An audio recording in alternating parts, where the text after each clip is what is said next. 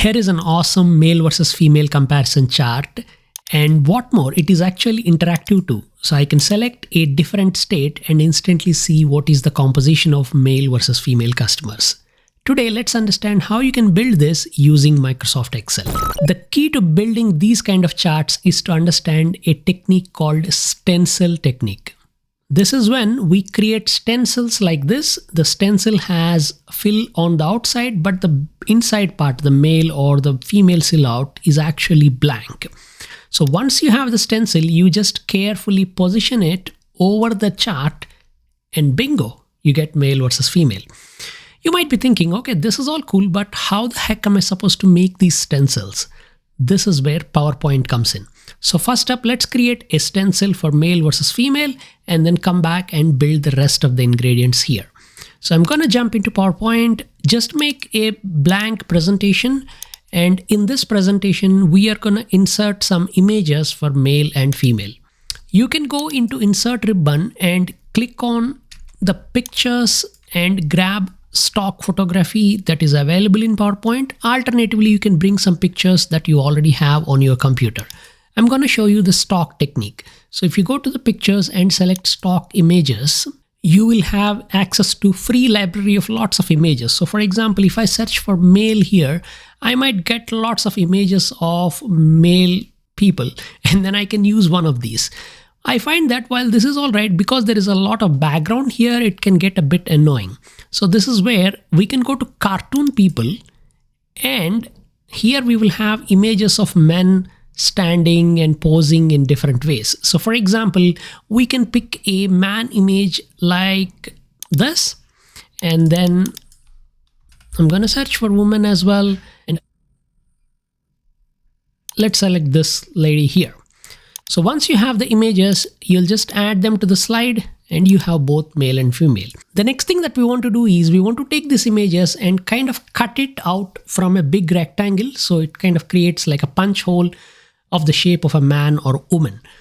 To do that, you'll need to do a few steps. First up, we'll need to select each of these images and go to the graphics format and use convert to shape option to turn this into a shape. So I'm going to select this and turn this once. Now this has become a shape. If you go into the shape format, for example, now you can kind of change the colors and whatnot. So I'm going to fill all of this with some sort of a solid color like this, and that's one shape. Next, we are going to insert a rectangle and draw this rectangle like that. It encompasses the full picture of the man and place it there.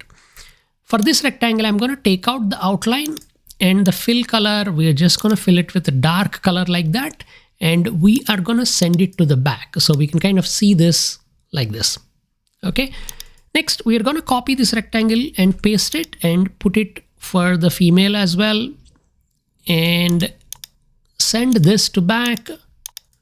And for this female, I'm going to again go to graphics format, convert to shape, and we are also going to fill this with a color like that. I can see that the female is actually wider than the man. So we are going to select both of these rectangles and make them slightly wider so that it can kind of contain the entire picture.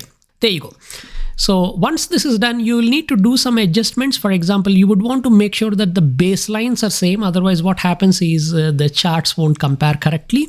So the easiest way to do this is make sure that the foot is barely touching the box at the bottom and it is in the center, and we'll do the same for female as well.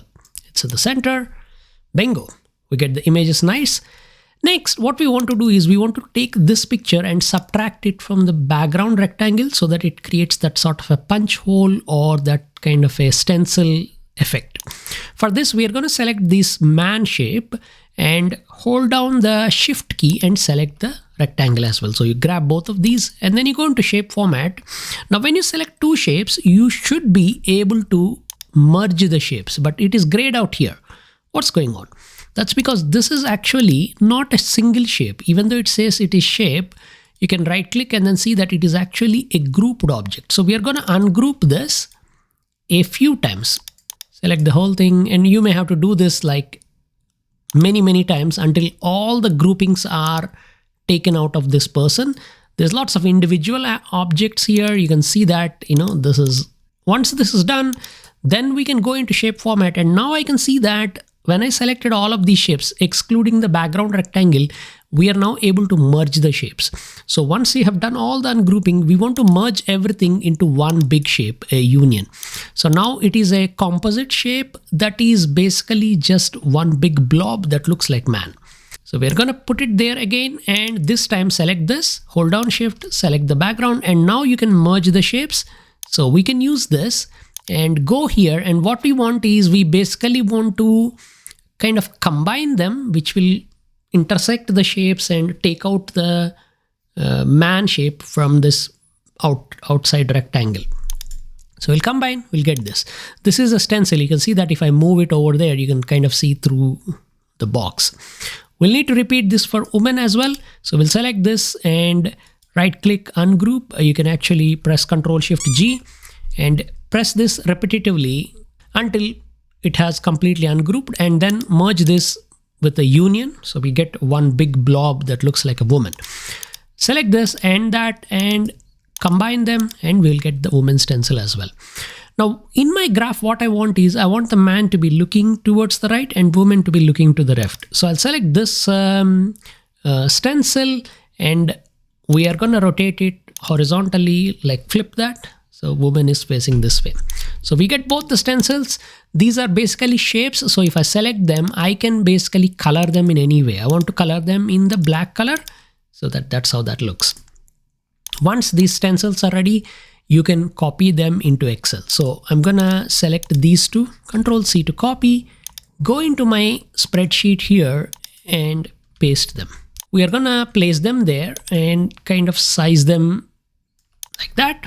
So now that the stencils are here, we can go ahead and create the rest of the ingredients for the chart. I'm going to quickly show you the data. For example, let's say you have got for each state or each region, what is the number of male and female customers we are experiencing. And we could kind of set up a selection mechanism through data validation. So let's say I want to pick a state here, pick a state, and the state would be selected in this cell. So this cell, we are going to go into data, click on data validation and set this to a list. The list should come from our list of states. So now you'll have like a drop down here using which I can pick a state. Whatever state I select, I would like to know what is the number of male customers there, female customers there. So this can be done through some sort of a lookups here. I'm going to do them here. So for example, we can say XLOOKUP, look up this value, whatever I'm picking in the state array, and get the corresponding male customers. We'll get 16,800. This is because right now we picked Kentucky and that's the value. You can see that Kentucky is 16,800. We're going to do the same for female as well. For this, again, we'll do one more XLOOKUP this state in the regions list with female. And we get the corresponding female customers as well. So this is my male and this is my female values.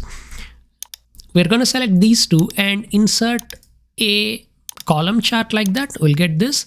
Now you can see that as soon as I put the column chart, both columns have the same color, which means Excel thinks they're one series. So we're going to select this chart, and from the chart design ribbon, use the switch row column option to flip them so they become separate series. So we now have both of them in two colors. So we're going to pick the male and Ctrl+1 to format it, and format this in a gradient that corresponds to male colors in our graph. Let's just go with green like this, the default one. And for the female, again, we're going to do a gradient. This gradient, let's just use the orange one. So now that the gradients are there, what next we want to do is we want to make sure these columns are as wide as the chart itself.